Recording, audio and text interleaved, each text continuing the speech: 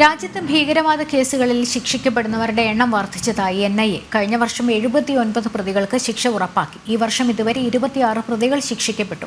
IS ഭീകരവാദത്തിന് കൂടുതൽ യുവാക്കളെ recruit ചെയ്തതായും NIA റിപ്പോർട്ടിൽ വ്യക്തമാക്കി. രാജ്യത്ത് ഭീകരവാദ പ്രവർത്തനങ്ങൾക്കെതിരെ നടപടി കടുപ്പിക്കുന്നതായും അതിന്റെ ഭാഗമായി റിപ്പോർട്ട് ചെയ്ത ഭീകരവാദ കേസുകളുടെയും ശിക്ഷിക്കപ്പെടുന്നവരുടെയും എണ്ണം വർദ്ധിച്ചതായും ദേശീയ അന്വേഷണ ഏജൻസി പുറത്തുവിട്ട റിപ്പോർട്ടിൽ വ്യക്തമാക്കി. 2023-ൽ 27 കേസുകളിലായി 79 പ്രതികൾക്ക് ശിക്ഷ ഉറപ്പാക്കി. 2024-ന്റെ ആദ്യ പകുതിയിൽ മാത്രം 6 കേസുകളിൽ 26 പ്രതികൾ ശിക്ഷിക്കപ്പെട്ടു. നിരവധി കേസുകളിൽ വിചാരണ പുരോഗമിക്കുകയാണ്. ഇതിലധികവും IS ഭീകരവാദം, വ്യാജ കറൻസി, മാവോയിസ്റ്റ് ഭീകരവാദം എന്നിവയുമായി ബന്ധപ്പെട്ടതാണ്.